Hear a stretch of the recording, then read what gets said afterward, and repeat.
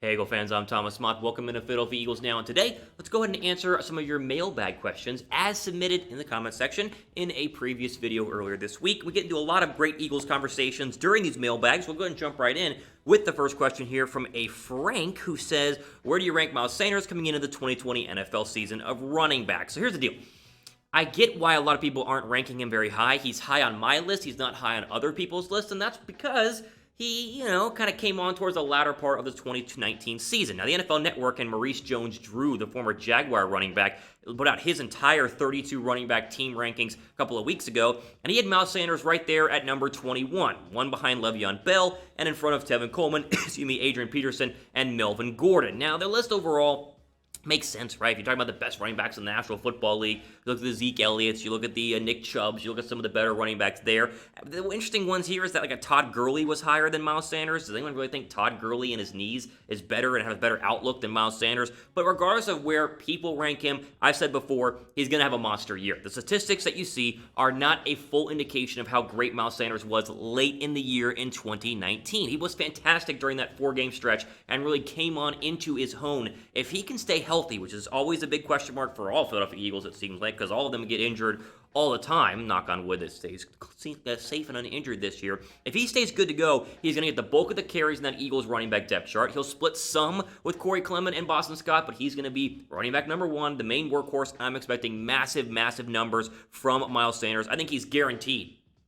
Guaranteed to be a 1,000-yard rusher, an 800-yard rusher last year, a 1,000-yard rusher this year. He'll be a 1,500 total yard from scrimmage guy with receptions tied in there as well. I'm very excited. Doesn't matter where he's ranked. It's a matter of what he does. I think he's going to be fantastic for Philadelphia this year and going forward. Do you guys think he's going to be a 1,000-yard rusher? Like, do you agree with me in the idea that we have a 1,000-yard rusher on our hands in Philadelphia? If you do, type Y down below for yes, type N down below for no.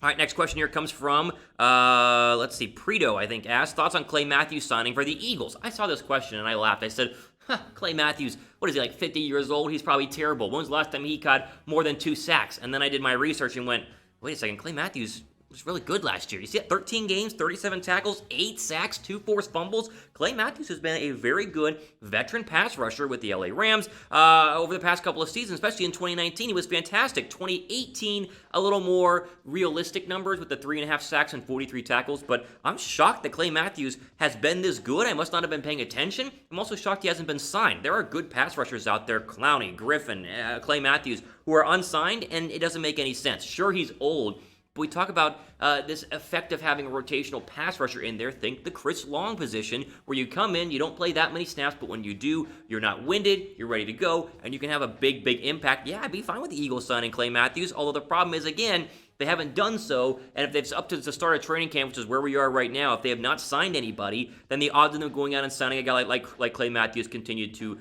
dwindle unless you have an injury, which we don't want to have happen for the Eagles anyway. So yeah, I'm all for it. Clay Matthews, Everson Griffin, take your pick. Either one would be fantastic, and they wouldn't cost that much money. But there's a reason the Eagles haven't done it, so you got to trust that they know better than we do in terms of what's best for the pass rusher position. Do you guys think they need another DN?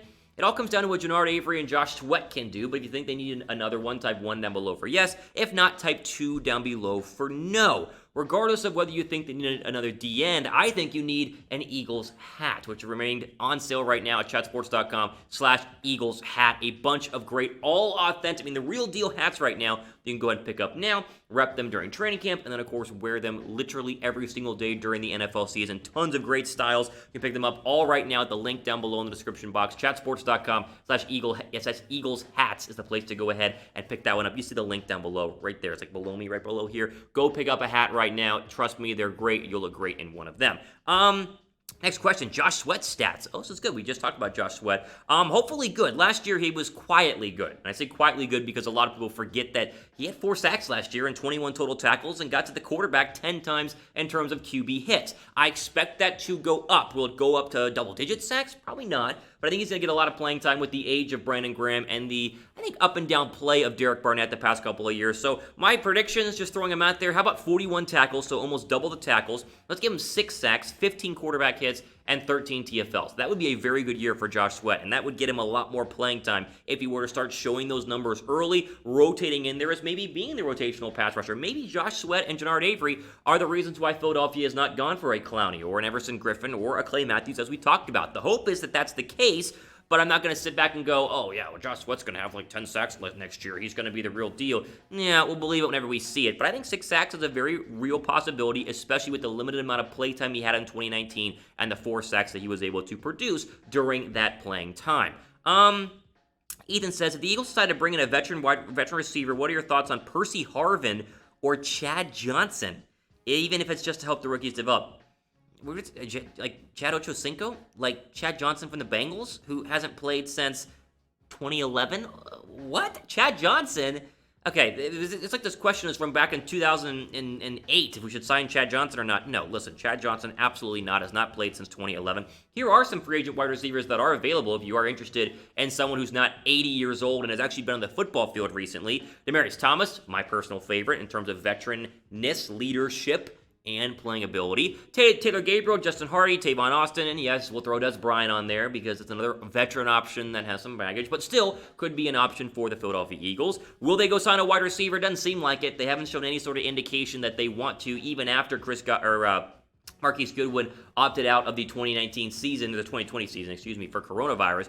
But if they were to go out and get one, this is the list that I would go ahead and pull from. There are other names, but none of them just really stand out that much. I think they're very much hoping that Jalen Reagor is going to be a baller. They're hoping John Hightower gets a lot more playing time than normal fifth-round draft picks do, and they're hoping Alshon Jeffrey returns from the PUP list after Week 6 and plays like the receiver we saw him play both in 2018 and 2017. But goodness gracious, Chad Johnson. Thumbs up for Chad Johnson's name being mentioned on the Eagles Now video. It's just crazy. Just if you guys have a wide receiver you want him to sign, pick one down below in the comment section in terms of comment and let me know which wide receiver, if it's from the list or somebody else, the Eagles should go ahead and sign. And of course, if the Eagles do sign a wide receiver, we'll have the latest breaking news coverage here on Philadelphia Eagles Now, your source for all things Philadelphia. So you turn on ESPN during the day and you're watching First Take or Sports Center. The odds of them giving you extensive coverage on Philadelphia right now, like slim to none. We cover them every single day here on Philadelphia Eagles Now, or almost every single day, and we're wall-to-wall Eagle coverage. We only talk about the Eagles. So if you love the Eagles, which 12,000 plus subscribers if you guys do, then subscribe down below for the latest and greatest news. We got time for a couple more here. This one says, do you think there will be a season, and if so, do you think the Eagles organization handling things well will give them an upper hand? There will be a season. I don't know if it'll be a full season. That's my concern I've been telling people this entire time is, will we get through 16 games? I have no idea. I hope so, but will we? I absolutely have no idea. What happens when multiple big-name players test positive, and they're real positives, not like Matt Stafford's false positive? I don't know what the NFL is going to do. So I'm going to say I'll be surprised if you get through 16 games, but I hope that they do. And then in terms of the Eagles handling things well, I think all the organizations are handling things well so far. Very few people, 69 players have opted out right now at the deadline. Very few are currently positive with coronavirus. I think all teams are going to be good in terms of handling the virus. Let's do one more here. Daniel says, what rookies besides Jalen Reagor do you think will have the biggest impact on the team? I personally believe Davion Taylor will have a big impact. So obviously your first 5 picks in the draft, Reagor, Hurts, Taylor, Wallace, and Jack Driscoll. I'm not high on Davion Taylor. He's a hybrid linebacker safety. Do you start him at outside linebacker? Is he big enough to play outside linebacker? Right now, he's number 2 on the depth chart. I'm actually going to go with either Kayvon Wallace or Jack Driscoll. I think those two have the most immediate impact for Philadelphia. Driscoll, of course, especially if the offensive line has injuries or holes, he's going to be a plug-and-play guy whenever they need him. I think Hightower and Sean Bradley as well on your next 5. Could be real, producers, obviously with Jeffrey and Chris Godwin. Marquise Goodwin, excuse me. I wish we had Chris Godwin. No Marquise Goodwin for the entire season, and Alshon out for a couple of weeks. I think Hightower can have an impact, and Sean Bradley with the weak linebacking core can be good. So a lot of people like Davion Taylor. I haven't seen enough of him, and I've not heard any sort of praise from him this offseason in terms of, Davion could be a starter. You've heard a lot more about Kayvon Wallace, so I would go ahead and point there. But, listen, if you're an Eagles fan, you just got to hope any one of these guys pops, because the Eagles have had some problems in recent draft history where they've drafted people who weren't good.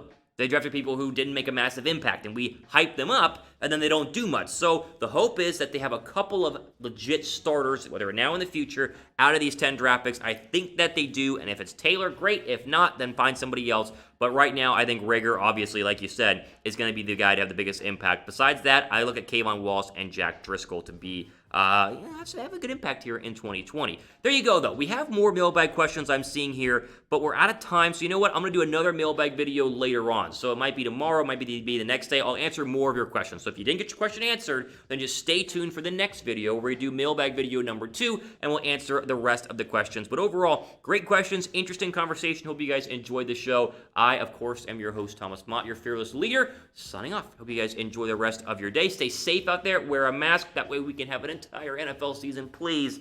All time we have for today. Thomas Mott signing off. See you guys.